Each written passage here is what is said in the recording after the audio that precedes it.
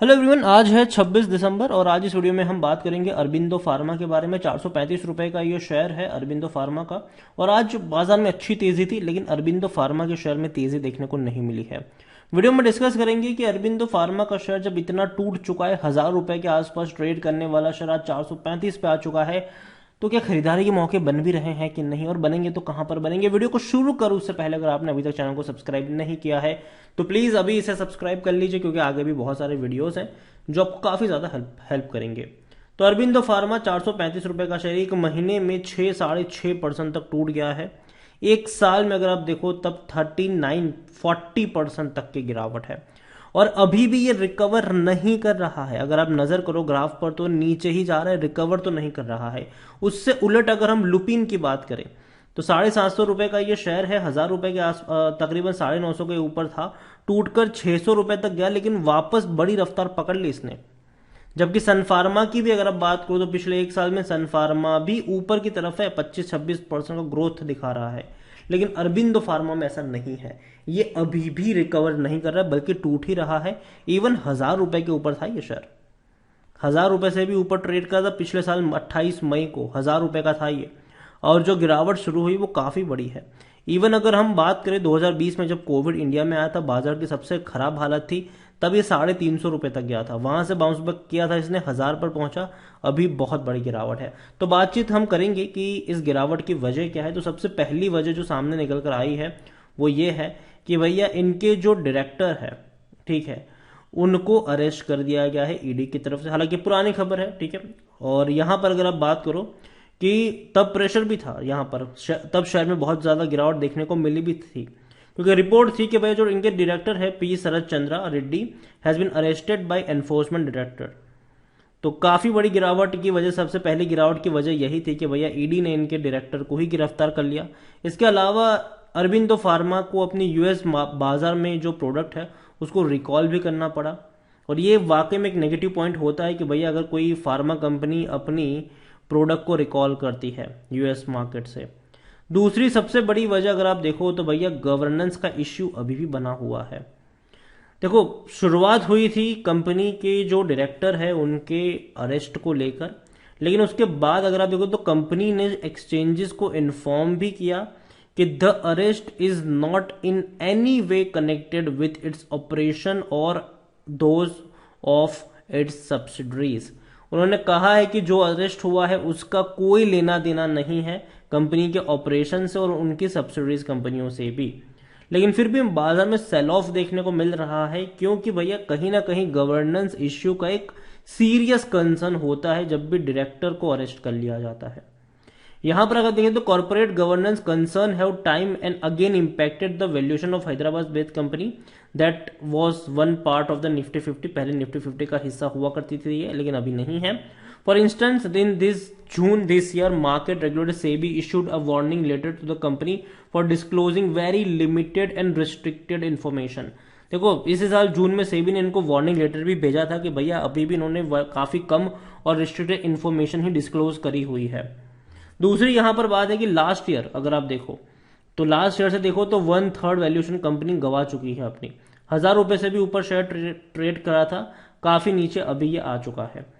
और यहां पर अगर आप देखें कि मैनेजिंग डायरेक्टर जो है वो उन्होंने स्टेप डाउन भी किया था 6 week of the cancellation. 420 crore जो कंट्रोवर्शियल एक्विजिशन था उसको लेकर स्टेप डाउन भी करना पड़ा था। इतना ही नहीं, अगर आप देखो एनफोर्समेंट डायरेक्टर अगर आप बात करें तो उन्होंने इनको अरेस्ट भी कर लिया, लेकिन 2016 में भी अगर आप देखो तो ऐसा ही केस हुआ था।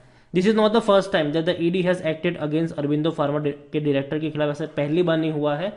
2016 में भी agency had name K Nityananda Reddy, managing director of the company, as one of the accused in disproportionate assets case involving Andhra Pradesh. तो यहां पर जे जगन्नाथ रेड्डी को लेकर भी सारे केसेस हुए थे तब भी। तो ये कंसर्न यहां पर जरूर बना हुआ है अरबिंदो फार्मा को लेकर, और यही वजह है कि जहां बाकी फार्मा कंपनी में तेजी देखने को मिल रही है वहां अरबिंदो फार्मा अभी भी तेजी नहीं दिखा पा रहा है। अरबिंदो फार्मा में अगर हम बात करें तो कंपनी लार्ज कैप है, 25,000 करोड़ से भी ज्यादा का मार्केट कैप है, वॉल्यूम बहुत कम है, मुश्किल से 11-11.5 लाख का वॉल्यूम है, जबकि बहुत सारी कंपनियों में भैया अभी करोड़ से ऊपर के ही वॉल्यूम्स देखने को मिल रहे हैं।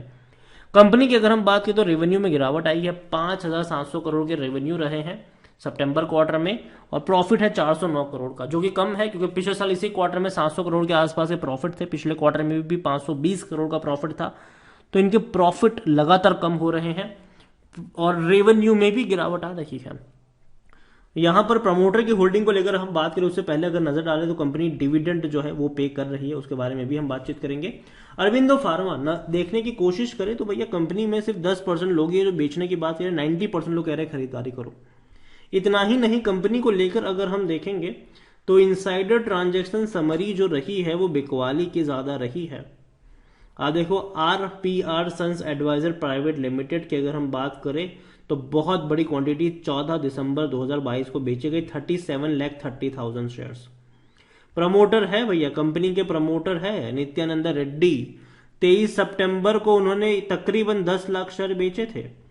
543 का शेयर था, 550 का शेयर था जब 15 सितंबर को इन्होंने एक कंपनी के पर्सन है 20,000 शेयर बेचे गए। 1 सितंबर को 5,000 शेयर बेचे गए। 25 अगस्त को यहां पर 9 लाख शेयर बेचे गए। तो जाहिर सी बात है काफी बड़ी शेयर्स यहां पर बिकवाली हमें देखने को मिली जरूर है। डिविडेंड देखा जाए तो एवरेज में कहूंगा, ना ही उतना अच्छा ना ही उतना बुरा। 2022 में इसने कुल मिलाकर 6 रुपए के आसपास का डिविडेंड पे किया है, जो कि कम है क्योंकि शेयर प्राइस काफी ज्यादा है इनकी। रेवेन्यू अब तक बढ़ रहे थे लेकिन 2022 में कम हो गए इनके रेवेन्यू। 24,775 करोड़ का रेवेन्यू 23,455 करोड़ पर आ गया और अभी शायद ये और कम हो सकता है। कंपनी के प्रॉफिट की अगर हम बात करें तो प्रॉफिट इनके भैया बहुत बड़े झटके लगे हैं इनके प्रॉफिट को।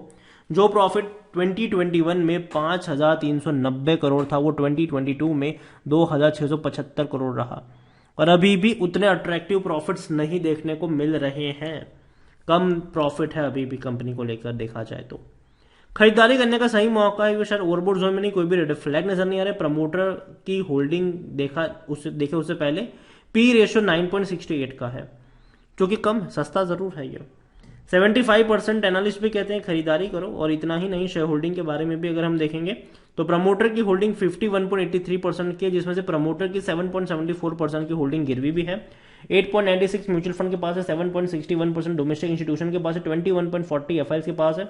मतलब बड़े बड़े फंड हाउस के पास अभी भी काफी बड़ी होल्डिंग देखने को मिल रही है। लेकिन दिसंबर में शेयर होल्डिंग पैटर्न काफी इंटरेस्टिंग रह सकता है, क्योंकि जो अरेस्ट आया है वो दिसंबर क्वार्टर में आया, मतलब पिछले महीने था, वो काउंट होगा दिसंबर क्वार्टर में ही। तो देखना इंटरेस्टिंग होगा कि तब क्या चेंजेस देखने को मिले हैं यहाँ पर। रिटेल्स और अदर्स की मिलाकर 10.20% की होल्डिंग भी देखने को मिल रही है।